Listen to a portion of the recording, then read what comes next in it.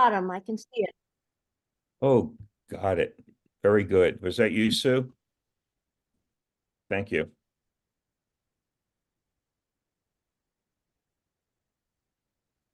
That's great. We're going to get started. I appreciate it's only a couple minutes after, and as other folks come on board, we'll admit them. Again, for those of you that don't know me, my name is Leo Tadana. I'm president of the Wyncote Audubon Society and the current president from the Pennsylvania Audubon Council. And this was the special meeting that we had set up actually in December, and there was some cross currents with regard to the Zoom link. I think there were actually two different Zoom links in December, and it really caused a good deal of confusion. So we reached out to the folks that had registered back in December for this program and tried to identify a date here in January, and this was the date was selected. So I do appreciate those of you that have come on board for this program. A couple of things, there'll be no PowerPoint or visuals necessarily for this meeting. Nothing's planned. This is really a conversation among chapter leaders. Pleased to welcome Tess, who will bring us some other information as well about a meeting I think that is scheduled next week that Erin shared with me in an email. And I think some of you may have gotten already as well. So at any rate, let me just talk about a couple of things in terms of institutional memory.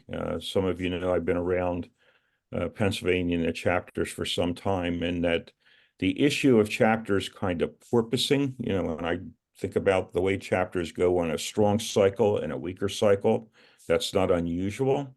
A lot of us in our own chapters have experienced that, but there are some chapters that had been here in Pennsylvania that disappeared. Talk about a couple of them very quickly. Bucktail Audubon was one of the smaller chapters, and it was up Route 120. I think it's called the Renovo region. Sizersville State Park is out there. Actually, the president of that chapter was president of the Audubon Council of Pennsylvania back in the early days. We had some meetings at Sizersville Park, and it was often headlined by field trips to go see the Pennsylvania elk herd. So it was always a great draw. But Bucktail existed probably only for about 20 years. I don't have the formation date or when it ended. And unfortunately, it had folded. There was Wapiti Audubon that was pretty active. It was in the Du Bois area. I don't know if any of you remember Wapiti Audubon from back in the day. And I think they worked with Allegheny College a good bit as well. And I still see some people that are on PA Birds that, I remember from that chapter.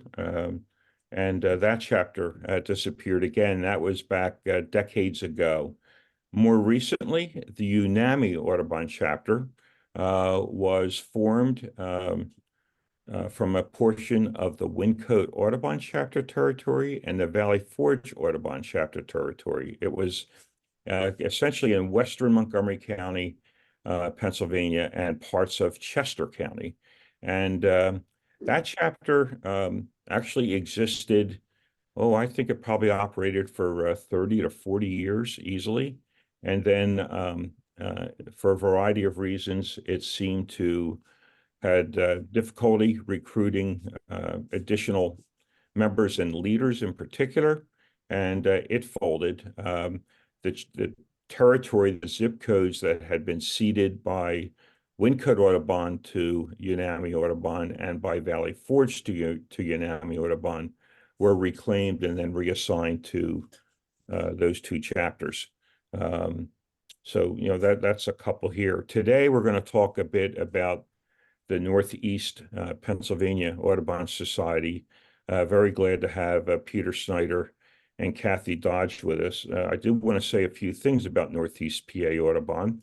When we formed the Audubon Council of Pennsylvania back in the late 80s, 1987, 1988, the attorney that stepped up and filed for our Articles of Incorporation, did it pro bono, was a gentleman named Earl Flynn, not to be confused with the actor or the swashbuckler, but Earl Flynn was an attorney. I think, Kathy, he still is active as an attorney up there. I'm not certain. I've lost track of Earl. No. He retired and moved down south with the snowbirds. Well, I think There he you went go. west actually, but No, yeah. son went. Oh, okay. Well, anyway, yes, he's long gone from our chapter. Mhm. Yep. But not forgotten because, his signature on the Articles of Incorporation from 87 are well known there, and he supported us. When we reformed the Pennsylvania Audubon Council, the president of Northeast PA, a guy named Jim Sanders, Saunders, I may be mispronouncing it. Sanders. Sanders stepped up. He was part of the organizing committee, thought it was extraordinarily important for the council to reform. And that was when Audubon Pennsylvania no longer existed. And then Audubon Mid-Atlantic was formed, and the chapters, like Jim, felt we needed a Pennsylvania presence. And so Jim was a leader in those early years. I think he has since also moved to Florida, he and his wife, if I have that correct. But I know he moved out of the area. Do I have that right, Kathy? No, he's still around. Okay, well, that's good to hear. So at any rate, the other thing I want to say about Kathy goes back again for decades and was very active with the council, particularly concerned about advocacy. But one of the other things that Kathy did was, this is all before there was internet, before there was Zoom, before many of the other kinds of ways that we are able to connect.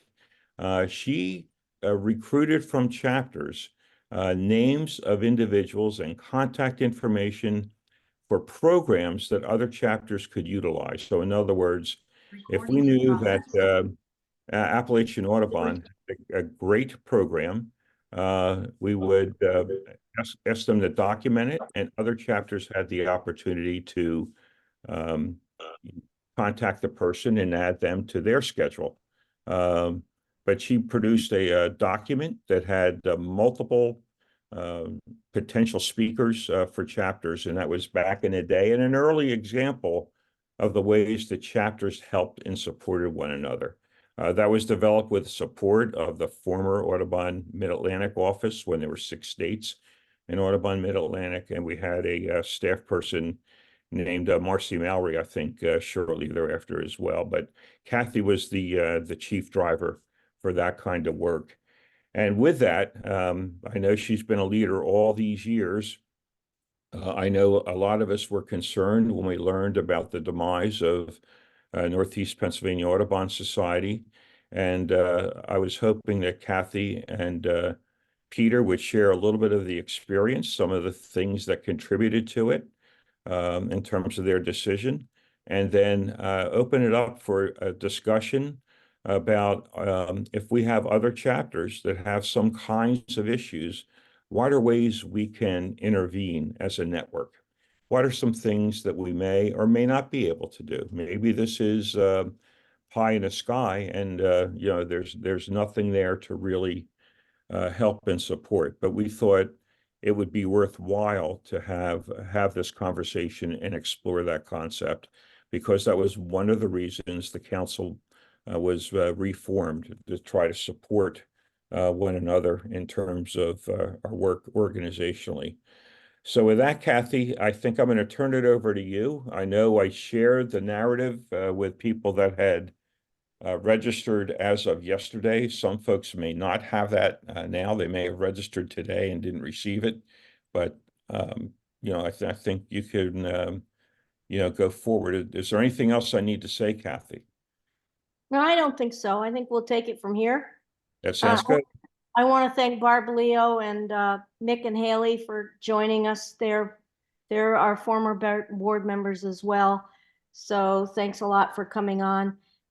Yeah, we're up in Maine right now, and that's because our son Eric Snyder lives here and he had a baby, and so we're trying to be grandparents. and he's the facilitator, the Facilitator manager. yeah, facilities manager for Hog Island Audubon Camp, which is where we've been sending scholarship winners for many, many decades. And speaking of decades, yes, I've been on the board of Northeast PA Audubon for 50 years, and Pete came on about a couple of years later after that. And so we were formed in 1971 as Wayne Pike Audubon Society because we were in Wayne and Pike counties in Northeast PA. And I don't remember how many years after that, the Gifford Pinchot Audubon chapter was formed, which took part of our territory. And then we were given a whole lot of other territories, Susquehanna County, Lackawanna County. We kept a lot of Pike County and Wayne County. And so we had a pretty wide geographic range, which was hard because you couldn't reach everybody for programs very easily. So we became Northeast PA Audubon, and from the beginning we were pretty scrappy and independent. We took on a lot of issues that maybe a lot of Audubon chapters don't. We weren't just a bird club. We took on energy issues. We were instrumental in sending out the alarm about the energy park problem that was going to happen in Pennsylvania, where 10 coal and 10 nuclear plants were going to be sited in one place somewhere in Pennsylvania. And so we blew the cap on that, and that luckily got quashed because that would have been a horrible thing to happen. And so we had an energy committee. We had we did a lot of education stuff. We were early proponents of fighting climate change. And so that's pretty much our introduction. I'm not going to go through this whole list of stuff that we sent to you about why we think we had to break up. Just let me tell you that the money that we had left over from our chapter, we donated to a scholarship fund, which we already had in existence, but we transferred it over to the Wayne County Community Foundation, and it's now called the Barry Burcher, B-U-R-C-H-E-R, Scholarship Fund. And it continues our scholarship for sending people to family camp at Hog Island. So we're continuing to try to fund that as individuals and reaching out to the community to see if that can keep going. By the way, anybody else in the chapter who's on this call, please chime in whenever you feel you want to say something.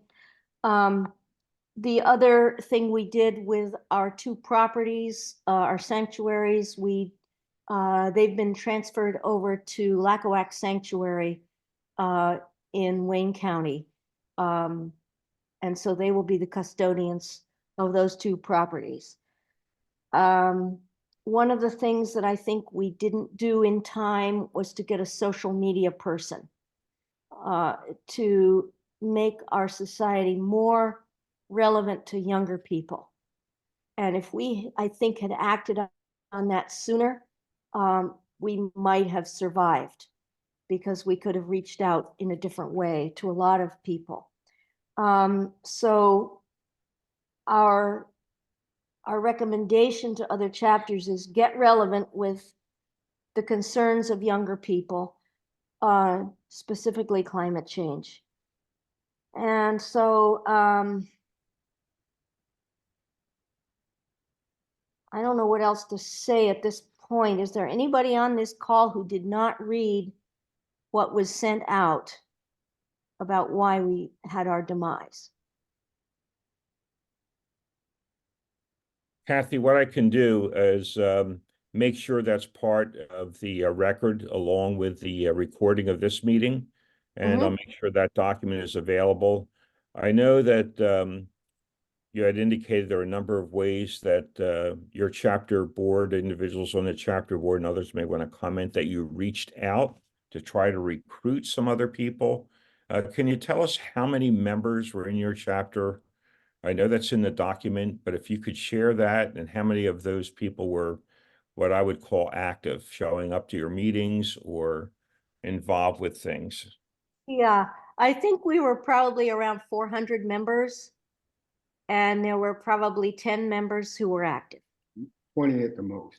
20 at the most, you At the say? most, in the Okay. last few years. Yeah, okay. Yeah, and I'd like to add to that most of those were probably board members, Yes. Right. Yeah. right? And a lot of So- our members are people who join National and get the magazine and don't pay much attention to the local chapter. Right. So the big part of what I had mentioned as well in our meetings is that National gives us a list of members, and those could be people that donated once many years ago. It could be people that are deceased. It could be people that moved. But we do receive that list, and we will mail out to them and never hear back. So I think it's very important for each of the chapters to kind of pay attention to who is actually actively responding to those mailings. That's probably the most important thing that any chapter can do. Just because National tells you have 400 members does not necessarily mean you have 400 real members. So see who's talk to your whoever's receiving your mail, whoever's receiving those donations. Find out who is actually actively responding, and do some hygiene on your mailing list. Because I know that as somebody that has worked for National in that department, I can tell you that that's not routinely done when those lists are sent out to chapters. Now, if maybe you can ask National to do that for you, that's possibly a possibility, or you could do it yourself. It won't be 100% accurate if you have National do it. It's best to have somebody take a look at that list after the hygiene is done and make sure there aren't any duplicates, any bad addresses, things like that. Sometimes you just need to have a human eye look at it because the computer doesn't always get everything. So you might have lower memberships than you actually think you do, which is something that I brought up many times during our meetings. And maybe Mick, you want to tell them a little bit more about how you know about this so well. Yeah, so when I was working at National, I worked in direct mail, and we would send out mailings to everybody on our list. Most of the time, those got cleaned up by talking to other organizations. There's all kinds of services out there that help you clean that up. Of course, the post office is a big help on that. That's all done internally at National before those mailings go out, and we still get responses from, or I'm sorry, mail to come back, which is undeliverable or deceased or things like that, and those lists have to continue being updated. So there's a lot that goes into it. So I'm not sure if anybody has any questions. I'm happy to field those. I'll speak to as much as I can remember. It's been a couple of years, but I'll be happy to share my knowledge and memory of that. That's good. Mick, I was wondering, I know that it's our experience that maybe about 40% of the National Audubon members that are assigned to a chapter also provide their email address, but probably the majority do not. Is that your experience? So 40%, I think Kathy can weigh in on this. I think 40% is very optimistic.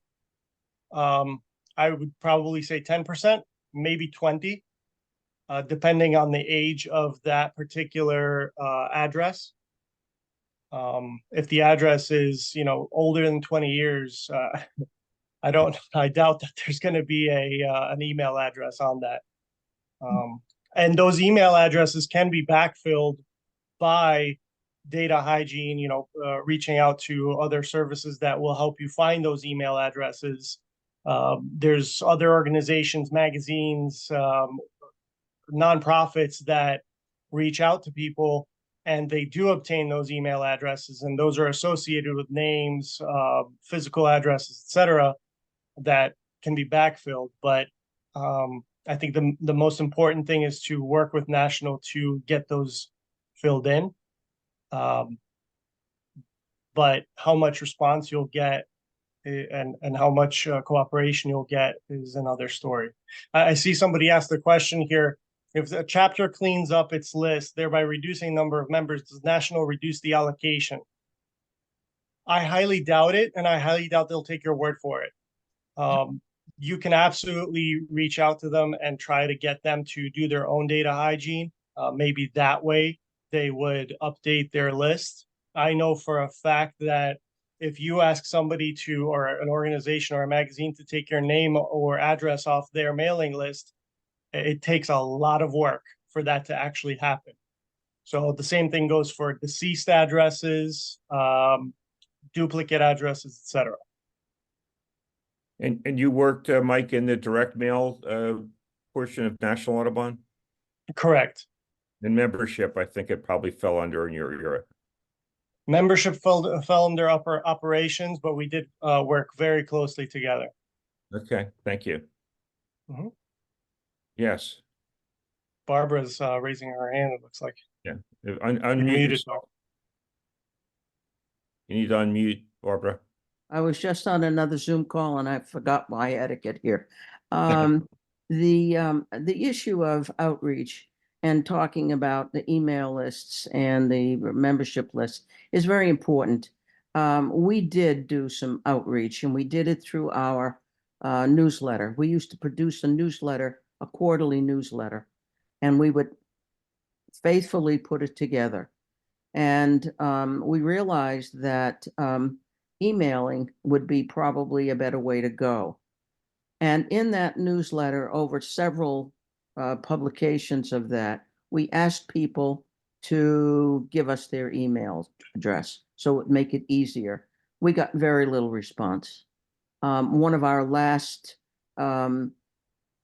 newsletters, we asked questions. We did a survey. Would you be willing to? I think Kathy alluded to that when she was speaking. We got 1 or 2 responses.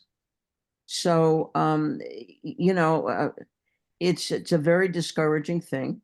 And if your lists, your membership lists are not accurate, you're not reaching the people you need to reach. So it's important to take some of what Mick has talked about and try to apply that to your own lists and see whether you are doing due diligence and trying to keep it clean and using whatever social media you can to attract more members.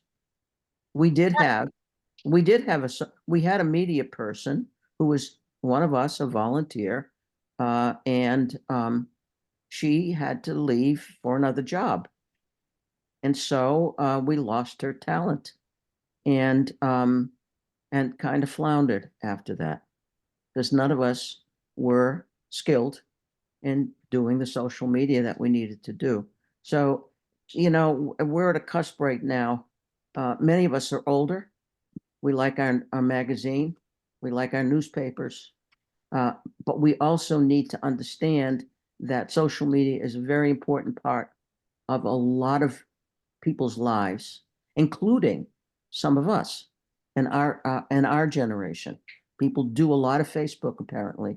I don't, so I'm in a fog, I guess. But those are the things you have to focus on to keep your membership and your interest up. So that Wonder if I could jump in here. Sorry. Yeah, who is that? It's Jeffrey Hall. Yes, Jeff. When we talk about the social media, I mean, we have a website, we have a Facebook page. One of our board members who has since left suggested we go on to Instagram. I'm just wondering if anybody else has experience with social media, particularly successful experience with social media, above and beyond just a web page and Facebook. Is anybody using these other things that seem to have more resonance with younger people. Yeah. Can I say something here? Yeah, Sure. I'm from the Erie area, and we're really lucky in Erie. We have the nonprofit partnership, which you're a member of. And every year they have a social media update. And I've been listening to that, and it's a Zoom meeting or in person. And one of the things they mentioned, and this was several years ago already, Facebook is older people. If you want to reach younger people, it has to be Instagram. And they said they recommended that you have different posts for Facebook and for Instagram, but I don't do that. The same post I put on Facebook, I put it on Instagram. I can't believe how many people signed up for Instagram. It's just like hundreds of them over time. And I don't know. I'm not really a social media person, but if you're wanting to get younger people, I guess that's the way to go is Instagram. And then if you're really adventurous, you can do TikTok, but I'm not doing And that.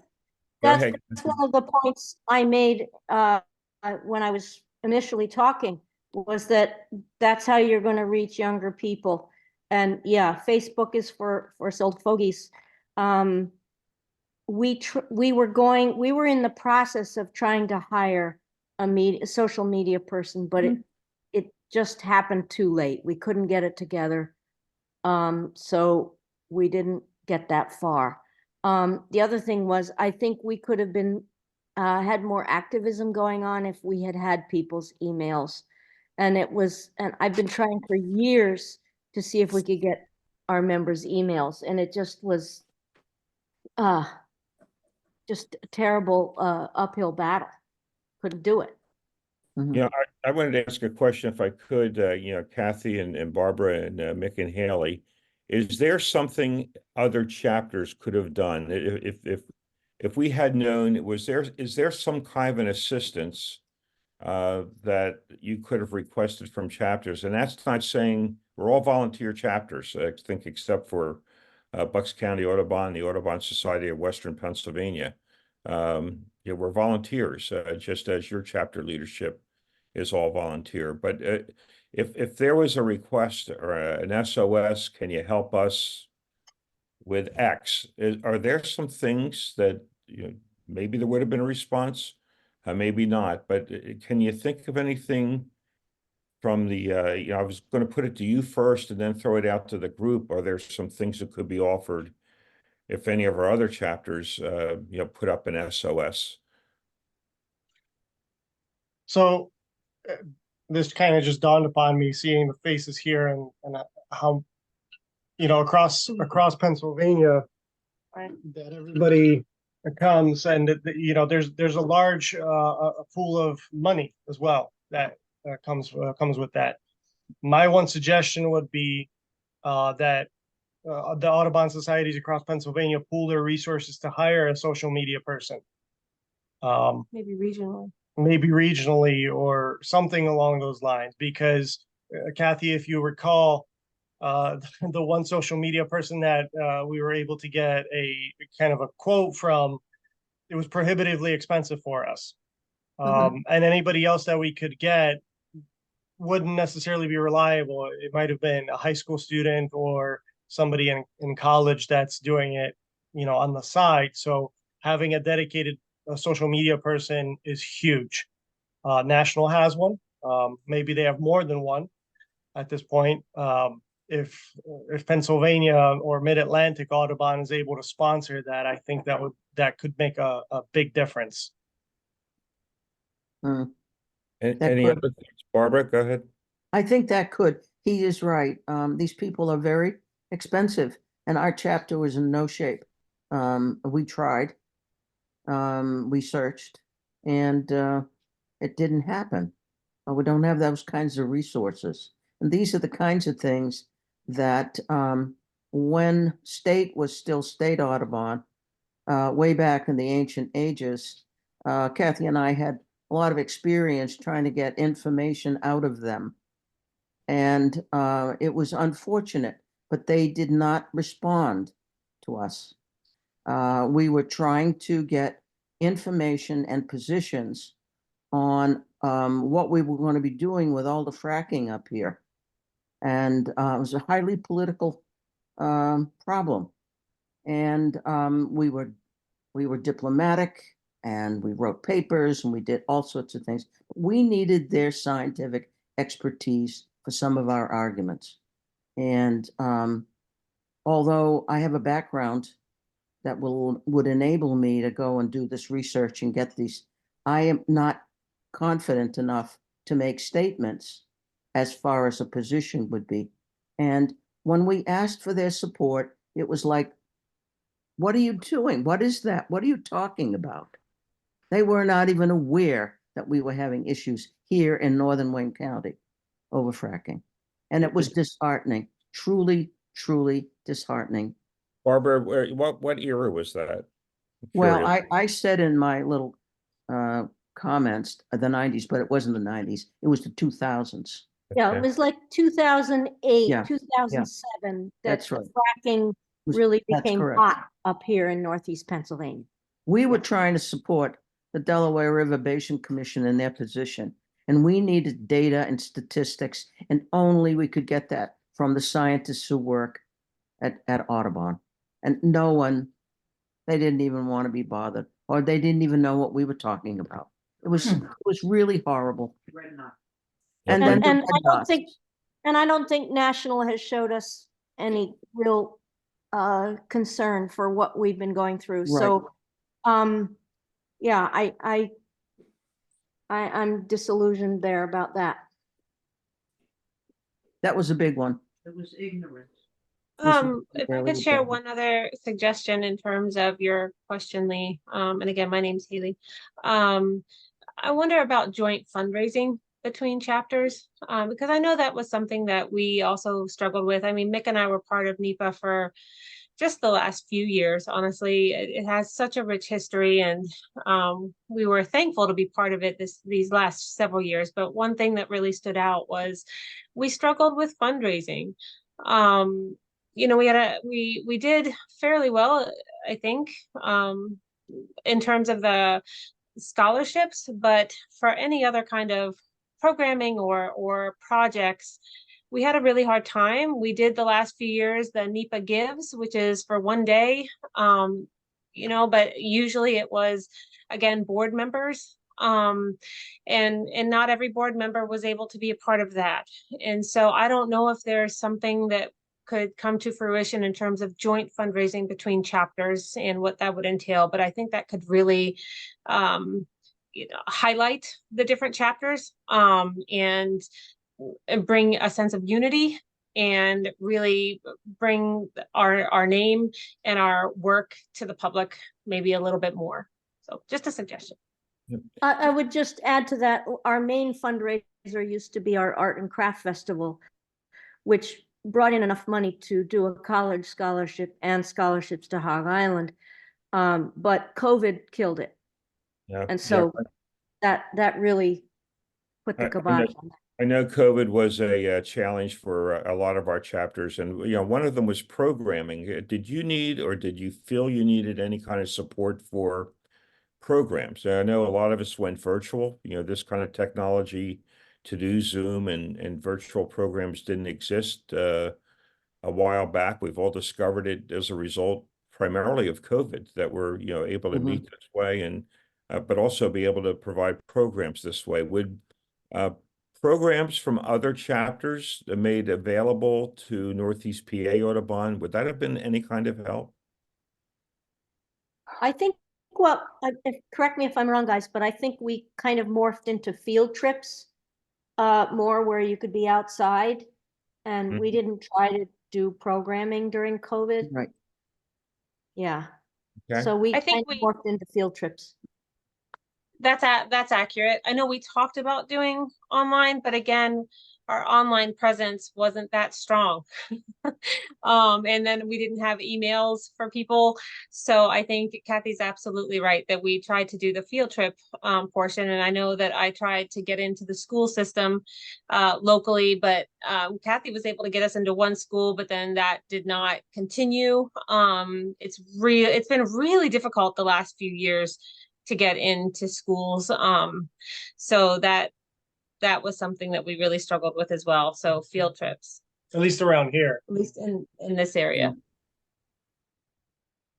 Opening up to other chapters, you know, you don't have to necessarily think of Northeast PA Audubon, a story that's being shared by some of their former board members, but, you know, thinking of your own chapter or, you know, if there are some other kinds of issues, are there things, and we're just getting ideas here. This is, you know, I think we can pull these together. There may be some ways that we can, you know, try to funnel through these and assess whether or not there's any capacity for the sisterhood of chapters across the Commonwealth to be able to help other chapters. I know all chapters go through kind of peaks and valleys, the porpoise in terms of strength that happens. You may have been a part of a chapter board that has experienced that yourself, but are there some things that we ought to put on the list of maybe ways to support, you know, looking at it maybe from the perspective of your own chapter, if it's appropriate, or,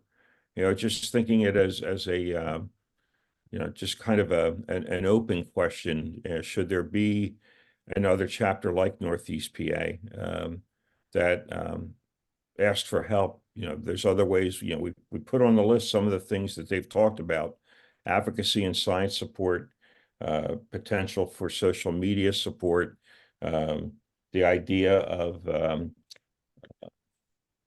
you know, joint fundraising, support or lack thereof from National Audubon or Audubon Mid-Atlantic, you know, other things that we can do, or you think your chapter could do. Neelish, I see your hand raised. Yeah, I was wondering, this is not so much a request as a suggestion. I was wondering whether sharing programs or program ideas or initiatives that are working well for chapters would help others add to their programs. I know our conditions aren't always the same. Our population is not always the same. But my presumption, besides money, my presumption has been that your program determines whether or not you attract people to chapter activities, with a presumption that you're communicating well enough. So I was wondering whether there would be some value in sharing programs, you know, talking about things that are working for us that attract members or anybody for that matter who is interested in what we do. Brainstorming, any other thoughts or ideas? Yeah, actually, if I can just follow on that, Lee,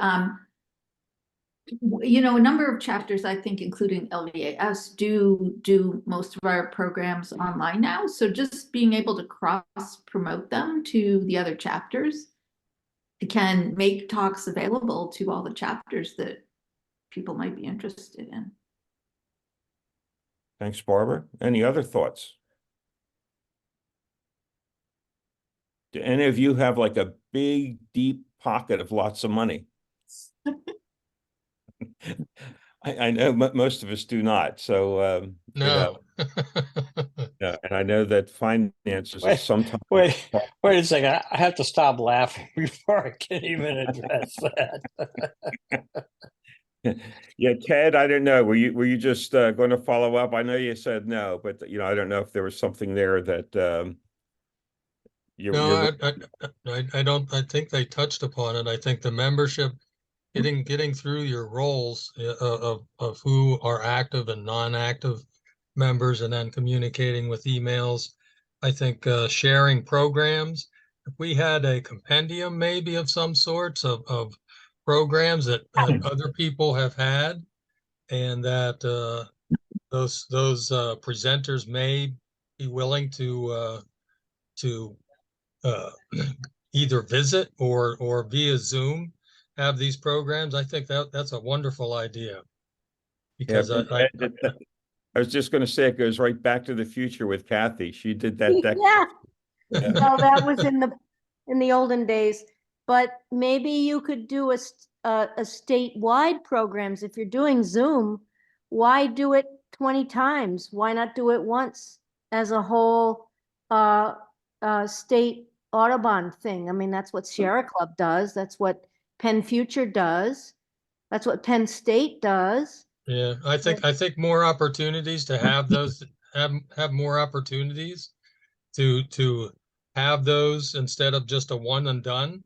I think it would be really good to have all the chapters have access to as many programs as possible, because I think, let's face it, the more we can get out there, even if it's 20 times, 30 times, we have a different audience. So I think that's important. So Lee, that should maybe be a new page on the council's website of listing upcoming programs. Yeah, we could certainly do that. We also have the council Facebook page. I don't know to what extent Audubon Mid-Atlantic may be able to assist with that, but the thinking I'm doing right now with it, give a few more minutes to this topic and appreciate Kathy and Mick and Haley coming forward with this, is if we take this list of ideas, what I'd like to ask is if there's a few people that would like to take this list, give it a little bit more thought, to kind of come up with some ideas for maybe something that we could share with another chapter meeting, not that committees beget committees, but where we can kind of work through these ideas and see what might work. And there are a lot of chapters not represented here this evening, but to get feedback from them as well. I guess what I'd like to ask are there, 2 or 3 volunteers in the group that's here tonight that might want to work on taking some of these ideas and formulating kind of the next layer of potential ideas. There's some here that I think are relatively easy. There's some that are harder, but any thoughts on that? I know it's hard. I got Phil Whitmer. That's really great. Yeah, I'll help with that. There just as an example, we all tend to have programs that address conservation issues, but we don't address the conservation of the chapters, which is a whole nother bag of wax. And so we might be able to offer resources in that context. Yeah. Neelish, I was going to ask you, just as the part of sharing, I know that you have had some volunteer administrative oversight of scouting, and that there are some early warning signals. That's the term I'm using. I don't think you would use those terms, but there are some indicators when maybe a chapter that might come up with a list for chapters that, hey, there's some things here that suggest you might want to pull in for some support from either other chapters or from Audubon. Yeah, I think of them as leading indicators. And in fact, as I'm listening to this conversation, I was making my own list of failure modes for chapters, essentially along the lines of what you're saying. For most of these situations where something ultimately has a demise, there's early signs that if somebody were watching from outside might pick up on. We heard some of these in the discussion, right? When budget starts to fail, when the number of people who are volunteering to actually do activities start to dwindle, when you don't refresh your board with new people, younger, just as an example, new people, then, after a while, people burn out.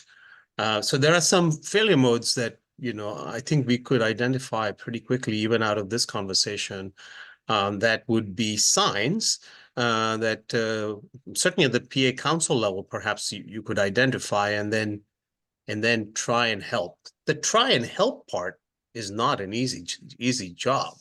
And in some cases, you might have to accept the fact that the chapter is ultimately going to fade out. Knowing when to stop struggling is a really important part of life cycle of an organization, even though it's really hard to give up. But yeah, there's a lot you could do in trying to sort of assess when chapters, and this is a direct parallel to scout units, when chapters are beginning to show signs of stress. Yeah, thanks for sharing that, Neelish. One other thought I had, this is more historic, is I don't know the way, and this is beyond Tess, I think. It's really, does National Audubon weigh in when a chapter is in struggle? So, you know, Kathy or Barb or, you know, Mick and Haley, if was there an outreach to National, say, how can you help us, you know, kind of strengthen, you know, kind of give us a reboot, something of that sort? I think Mick and Haley, that's you should respond to that one. Okay. Yeah. So Mick mentioned that he worked for National. I also worked for Audubon New York for several years. So we were both in the national office in New York. And when, after several conversations with NEPA Audubon, the board, about how things were going and where we were headed, and when the decision was essentially made, we did reach out. I reached out to National to see, you know, who to talk to, what's the process, where do we go from here? And essentially what happened is I reached out multiple times and did reach some folks who, and forgive me, I don't remember all their names, but they were names I was unfamiliar with, because I haven't been there in several years. And they passed the information along, and a former colleague of ours that we did know actually reached out, but it went to my spam folder, so I didn't see it right away. And eventually she and I connected, and I shared our journey with her. And then she said that she would take that information and give it to the regional person here in the Mid-Atlantic. But then from there, I'm not really sure what happened, but the communication just kind of faded.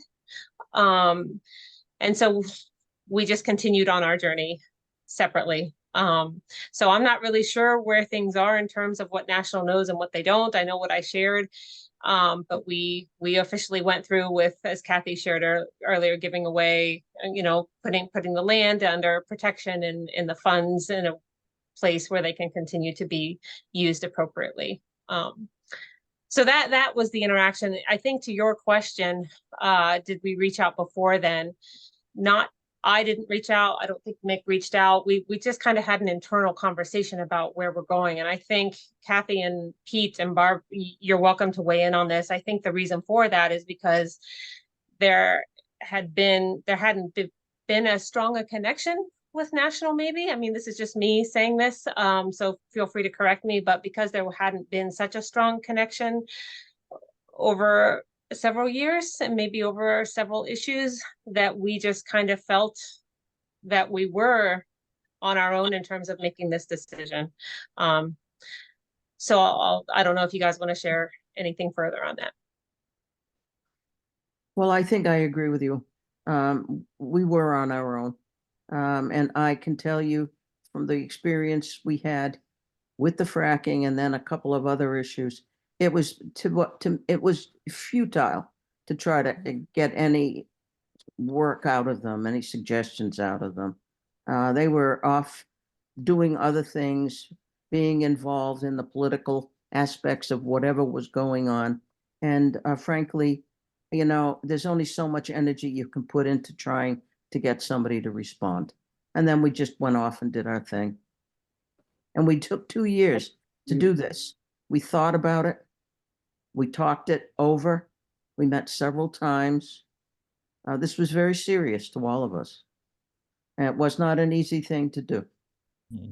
I would just like to say, I don't think a lot of it was the financial situation, because our chapter wasn't a rich chapter, but it had enough to give scholarships out and maintain our sanctuaries and put on programs as we needed it. So it wasn't a question of not having a source of raising funds. We were cut back on some of our activities when we couldn't do our annual craft festival. Right. It was just lack of getting the word out and getting more people involved.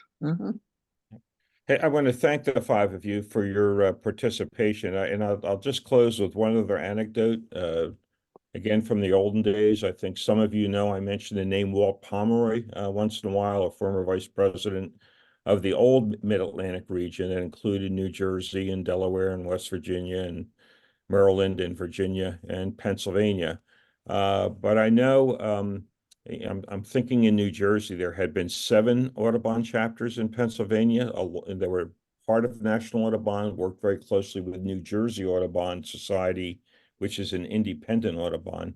But at any rate, there was one of the chapters called the Summit Nature Club, Summit, New Jersey, being a pretty well-to-do area of New Jersey. And Walt, they were reaching out, and Walt did what he called a revival meeting. And that was where National Audubon came in, worked to contact all the National Audubon members that were in that chapter territory and region, and got a number of people into a particular meeting place. He worked with the chapter leaders that were there, and they were able to recruit some new leadership, somebody willing to take on the presidency, somebody willing to take on, knowing that the chapter was in crisis. I don't know that that always worked. It certainly didn't work with Bucktail. I don't know if it was tried there. I don't think it worked with Wapiti, and I don't think it worked with UNAMI. So I'm not sure that's the be all and end all, but I did kind of smile when Walt shared his approach using a revival meeting. Sound like a religious, kind of gathering to say, hey, this chapter's been present here. It's not going to survive, and it worked. I will say this: I don't think the Summit Nature Club operates as an Audubon chapter, if it operates at all any longer. So it does not. I lived in New Jersey for a number of years, and I'm familiar with the situation over there. Can I add a few things to this conversation? Sure. I just wanted to thank everybody for what you're doing, because we have to face it. We're swimming upstream.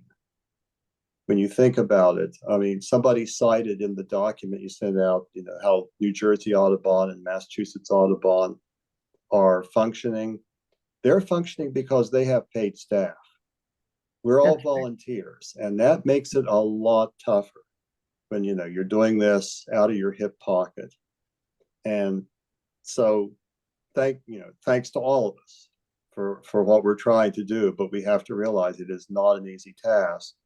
And we're also dealing with sociological constraints. I don't know if you're familiar with the bowling alone hypothesis. Yes. In sociology, where people used to go out and join bowling leagues, and now they go bowling alone. People are not joiners. It's not just Audubon chapters. If you go around to Kiwanis and Toastmasters and Knights of Columbus and what have you, they're having many of these same problems. So we have to realize that we're in a struggle. Yeah, I would just add to that, we need to be relevant to what's going on today. And how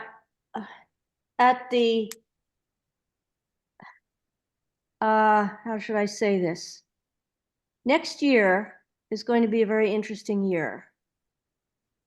And there may be a lot of changes coming down the pike, depending upon what happens next November. And I don't know what's going to happen.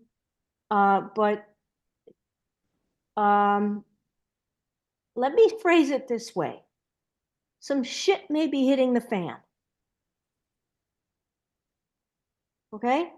No, I'll bleep that on the recording. All right. Oh yeah, I forgot we're being recorded. Oops, sorry.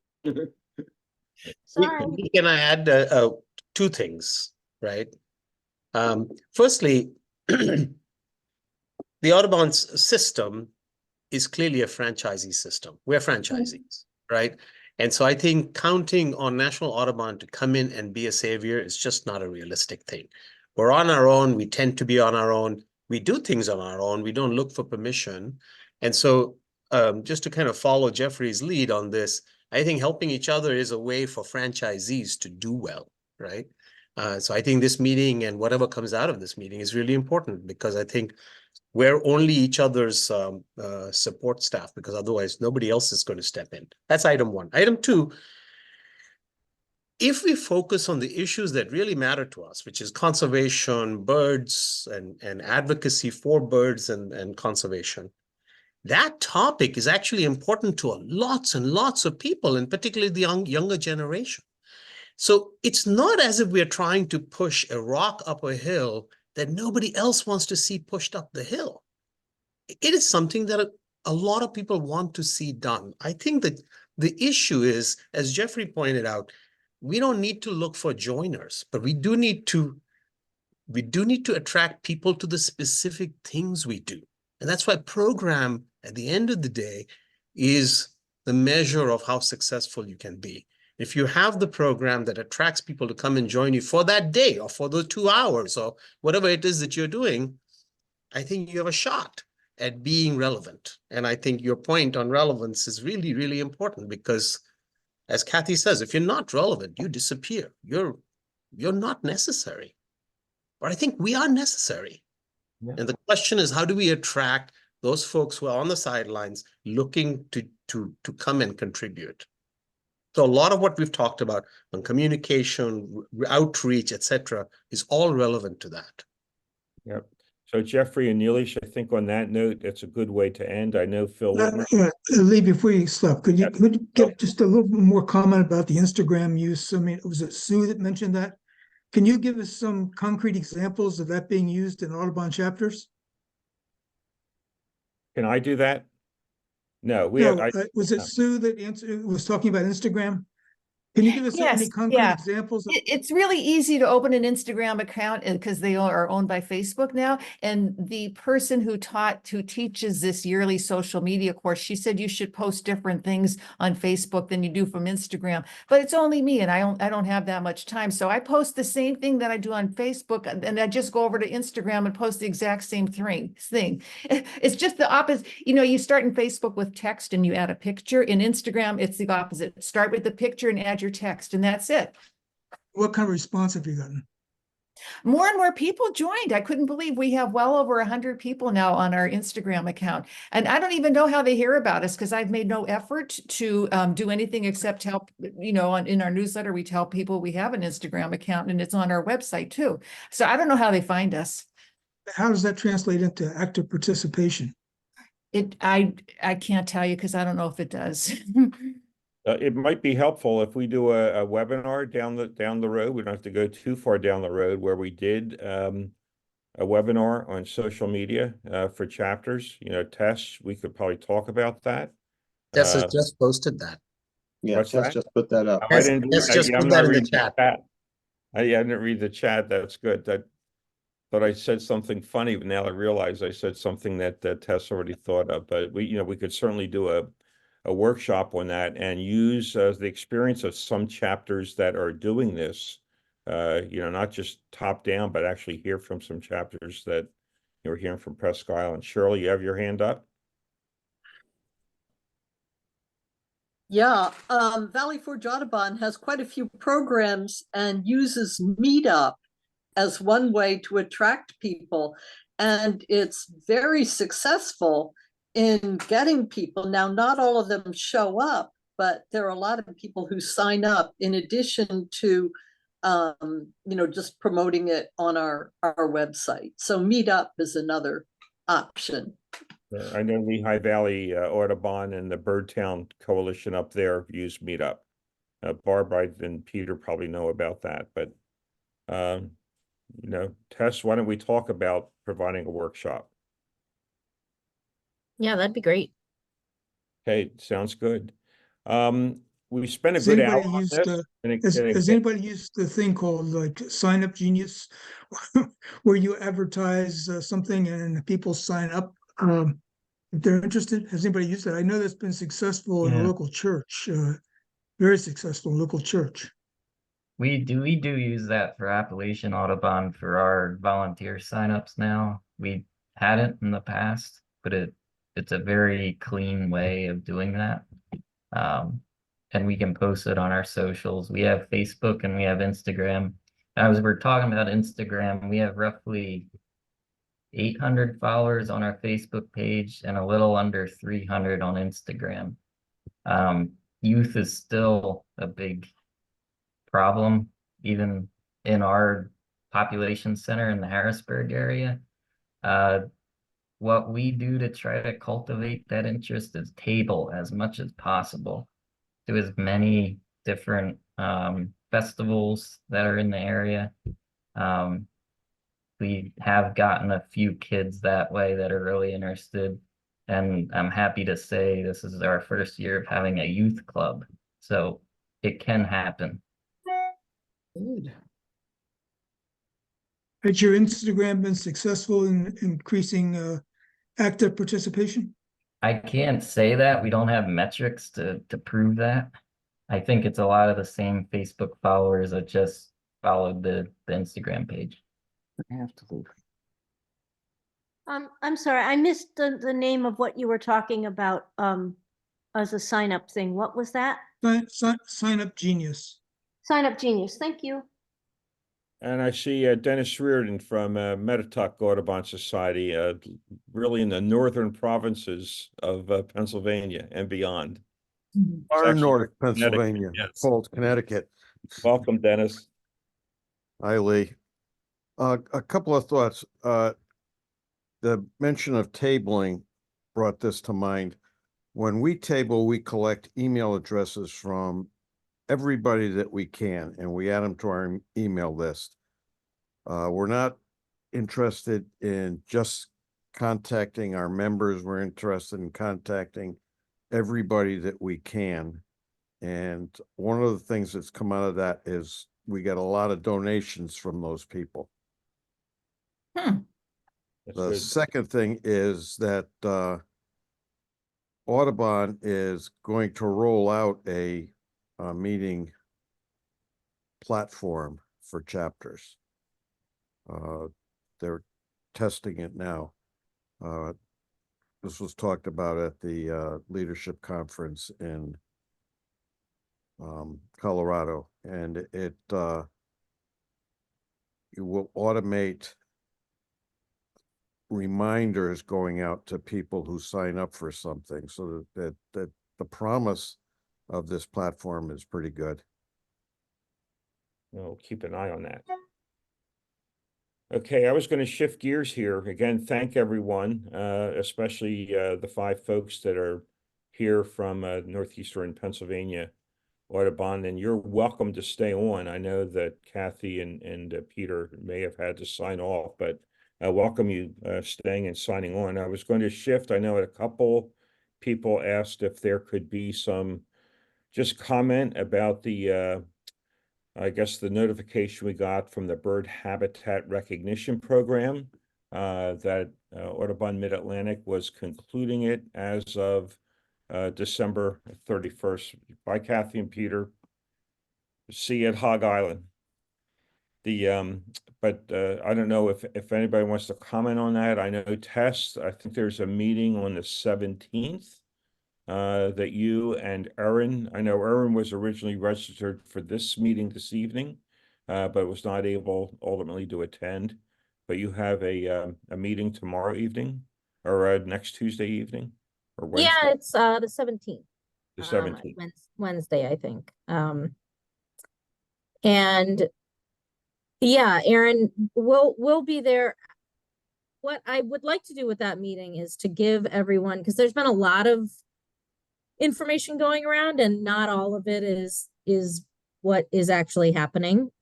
So I'm gonna have a really plain deliverable that says exactly what's happening and what to expect. So that's going to be the point of that meeting. And I know Wednesday is kind of a tough one, a tough night for folks. So we'll record it, and I'll also send out that. I think it'll just be a slide, so you can put it in your own slideshows if you want to use it. But hopefully that'll help clear up what is happening with the program and what opportunities it presents for chapters.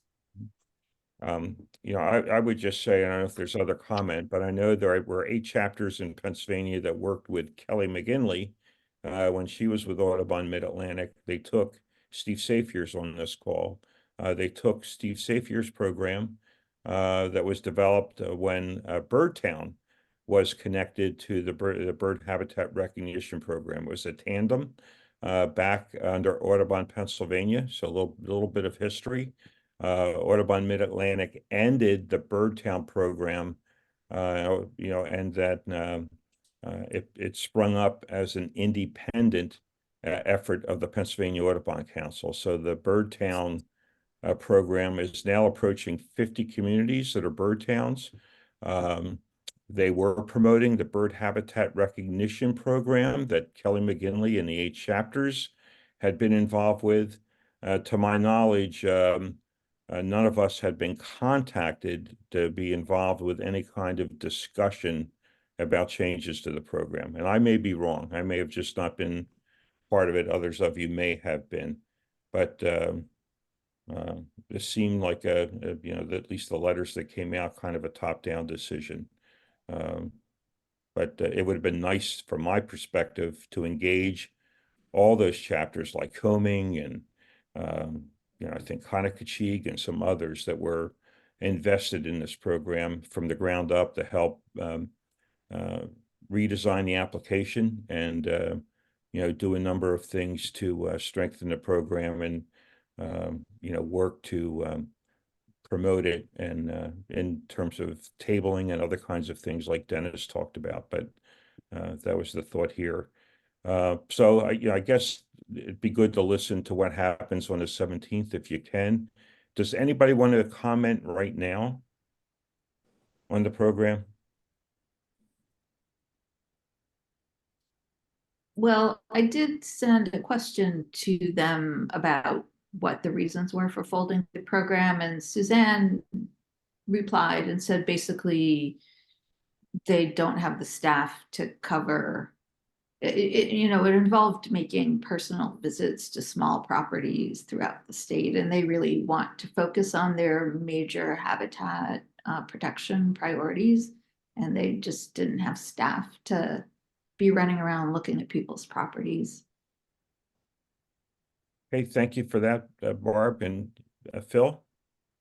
Well, just in reaction to that, there are different ways of doing it. I mean, you can have people fill out a form, as most property recognition programs do. You fill out the form and they trust that you're filling it out accurately.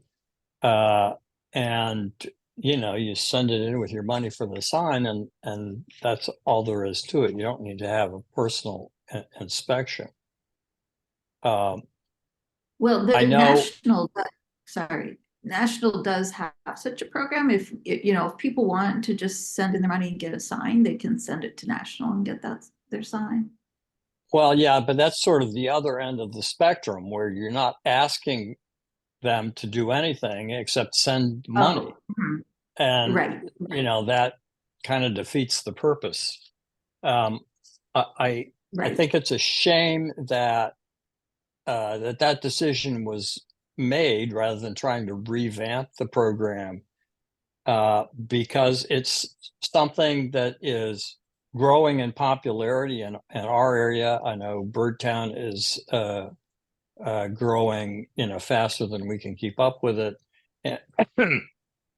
And it's also an important piece of conservation that people are becoming invested in planting native plants in their yards where they maintain them, and it becomes additional habitat for birds that is at practically no cost to the people with the running the program.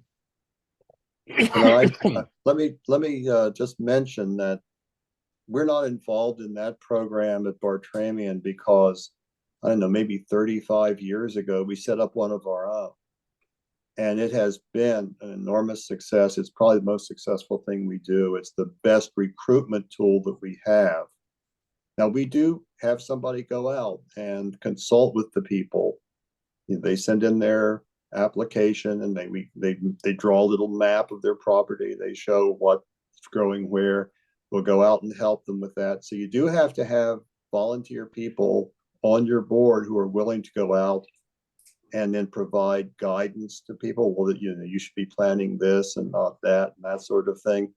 But if you're willing to really go into the full commitment for doing it locally, it has been, well, it's our best fundraiser. When I send out the annual appeal, the most consistent contributors and donors to our chapter are the sanctuary owners.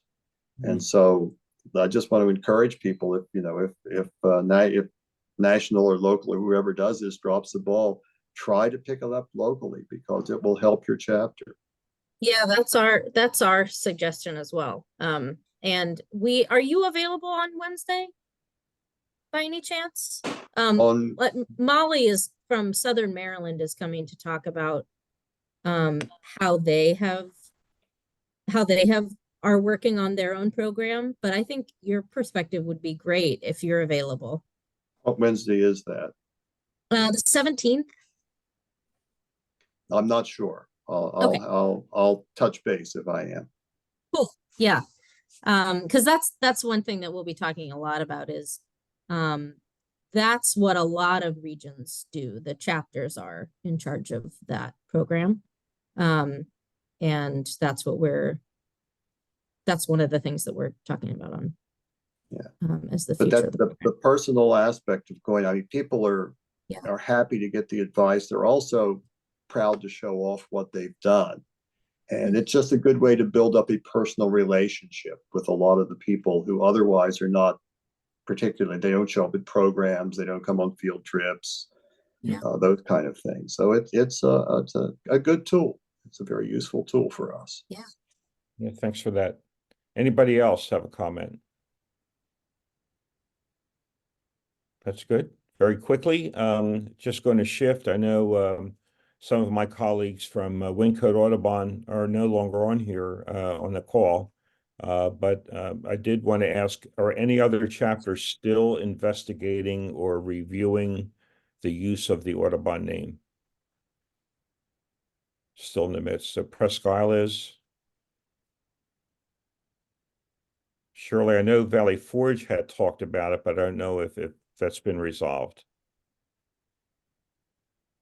Yes, there was a lot of research done and a discussion, and we decided to keep our name, at least for the time being.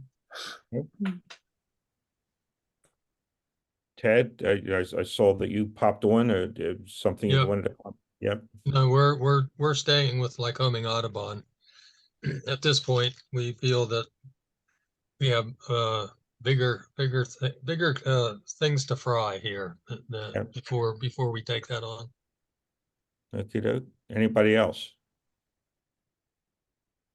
We're staying with Audubon. We're not changing ours. Seven Mountains. We're not changing. Okay.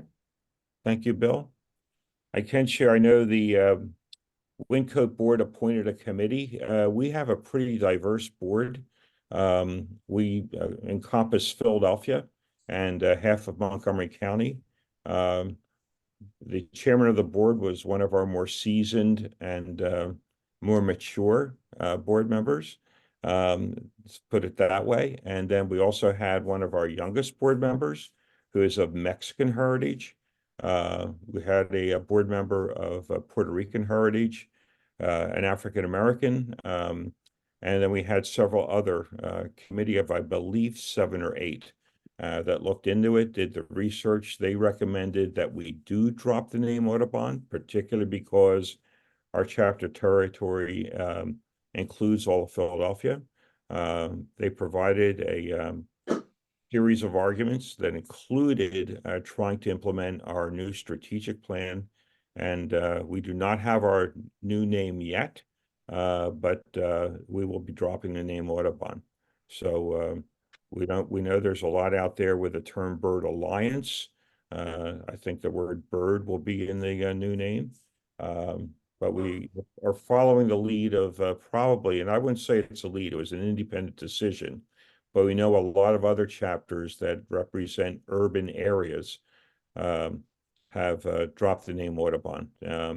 I did get a list from Gregoria Hartman of some of the chapters that National Audubon was aware of, and almost all of them represent urban areas. So we include Philadelphia, virtually the whole city, and in listening to not just our young people. We did not do this as a member survey or anything else. It was a committee of pretty diverse individuals, and them meeting and doing research, and coming back with a recommendation that was adopted by our full board.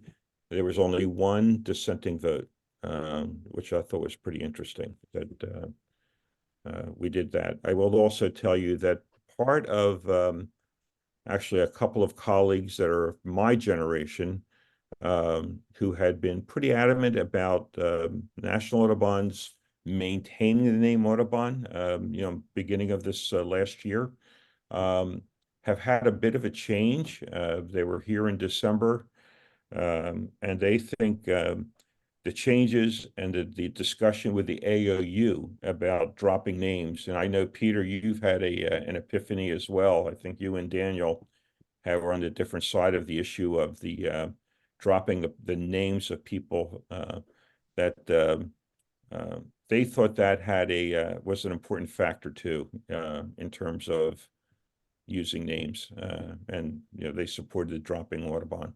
Not that they had any; they're not on our board, but it was their longtime members from their days of youth with Wyncote Bird Club and Wyncote Audubon. Yeah, when Dan and I were published in the same article with opposite views, that was a bit awkward to say the least. But Barbara, you can chime in, but it hasn't even been raised at our chapter, but we haven't asked. So maybe people are just hesitant to bring it up. Well, right, we haven't made it an agenda item, and maybe we should. That's your chapter to consider, but I just wanted to give you an update and see if anybody else was about it. There are other, I think Georgia is now Birds Georgia. Bird Alliance is another name that's been popping up. But the bird seems to be around. And one of the other factors, there are a couple of old timers like me that still are on our board that go back and remember the Wyncote Bird Club. And there was a hue and cry from some of our members of the Wyncote Bird Club, most of whom were seasoned veterans of the Bird Club, and they did not want to be part of Audubon. They eschewed the name Audubon, didn't want us to be an Audubon chapter. And in fact, the part of the transition was that they maintained these individuals could be members of Wyncote Bird Club, independent of the Wyncote Audubon Society. And I was unaware of the tumult around that decision to change from Wyncote Bird Club to Wyncote Audubon. That was back in 1967. So, it's a while back, but kind of interesting. When you change your name, will you still be part of the national organization? Oh, yes, that was absolutely critical. We want to be a chapter of the National Audubon Society, and in fact, our It doesn't make sense. It doesn't make sense. It is a it's an interesting kind of deal here, but we want to be a preeminent chapter of the National Audubon Society. It's a statement in our strategic plan. We want to, yeah. I think the whole thing is mumbo jumbo, to tell you the truth, in my opinion. I know your opinion is shared by many. Anything else for the good of the cause? I appreciate you all. I do, do you remember the 17th? I think Tess sent that out just yesterday. And then I also want you to be aware we are working with We Can Serve PA, and we are presenting a program, the council, Birdtown, Pennsylvania, and We Can Serve PA, working with the EACs, Birdtowns, and our chapters. We really like to have our chapters involved with a webinar about the importance of solar ordinances for utility scale solar. I just was talking, in fact, I'm going to talk to someone in 10 minutes that's doing part of this. The vast majority of